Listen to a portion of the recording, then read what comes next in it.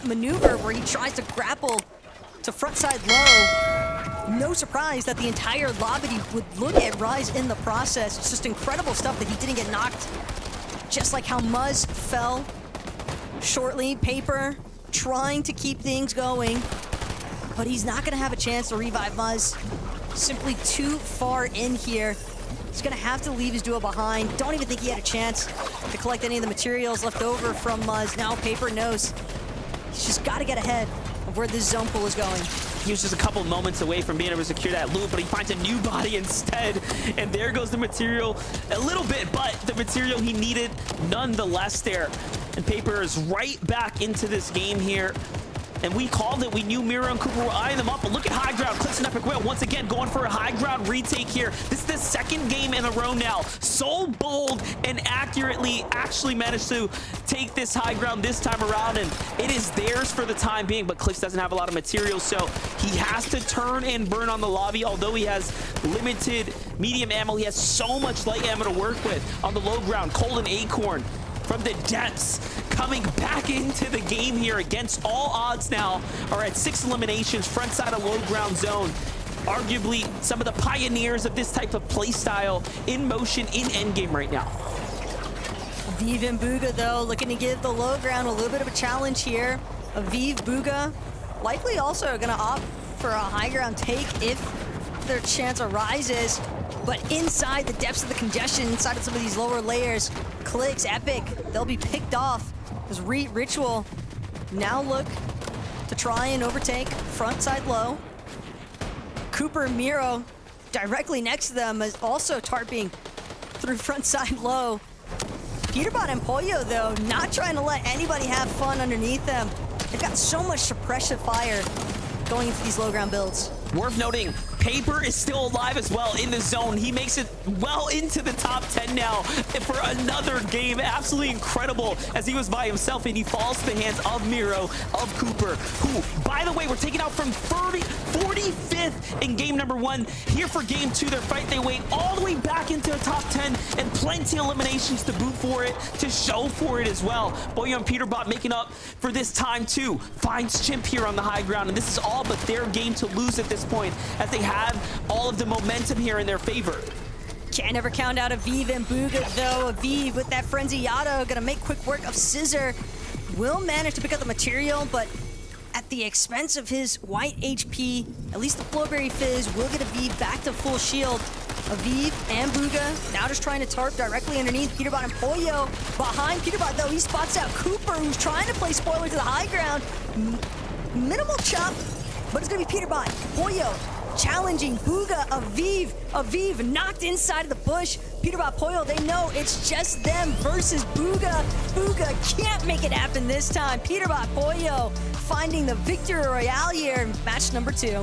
It's almost like Peterbot had X-ray vision. He just pre-fires the bush. He says, you know what, Bugha, there's only oh so many places you could be, and he does not miss finding the wonderful tag there to close the game out. And just like that, it was only a matter of time before Bugha, Aviv, Cooper, Miro, and all the other big dogs make their way into the next game and into an end game, most importantly. And look at that, the favorites are up at the top now.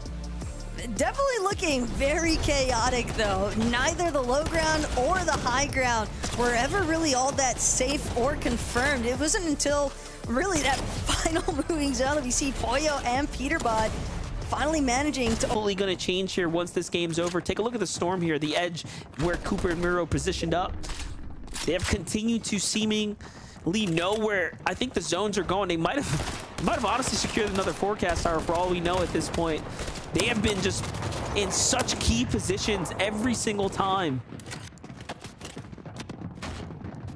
But even if the positioning is strong, you never know which teams or solos might be getting a little desperate depending on where their surge strategy has left them.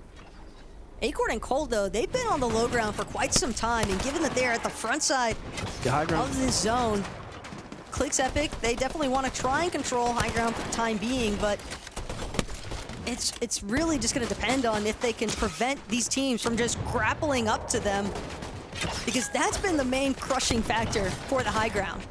We've seen this happen, though. We've seen Clix play this out exactly like this, where he builds up this big singular tower and then they just give it up.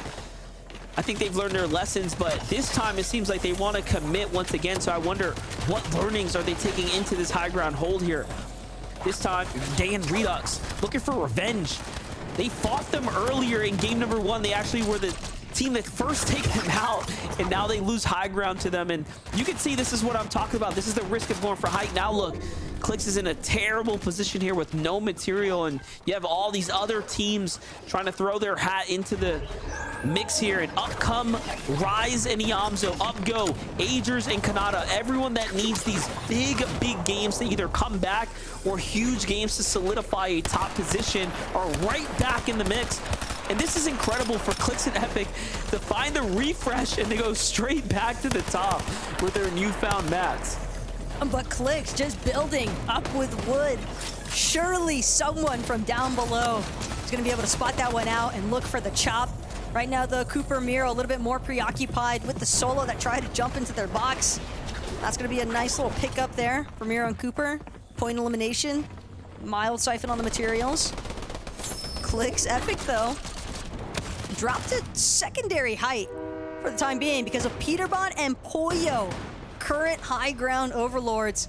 Bugha, Aviv, Iamzo, Rise, all of the big dogs are coming up, trying to take their stab at height. But more importantly, they just don't want to be in this crevice down low. This is what the grapple hooks allow you to do, play for these odd positions. And Clix now is in a world of trouble. He's been boxed up. He has to fight for it. It's not looking good. He goes down to the hands of Aaron. Meanwhile, in the low ground, Cooper and Miro continue to play the front side the way they have, staying down, finding points. It continues to rack up the death toll tally up here. The points are looking great for Cooper and Miro right now. Cooper and Miro are just profiteering so heavily off of the low ground, picking off teams that try to isolate themselves more towards the backside of the zone. But Cooper won't be able to make it through the pre-existing builds, gets split off from Miro for a moment.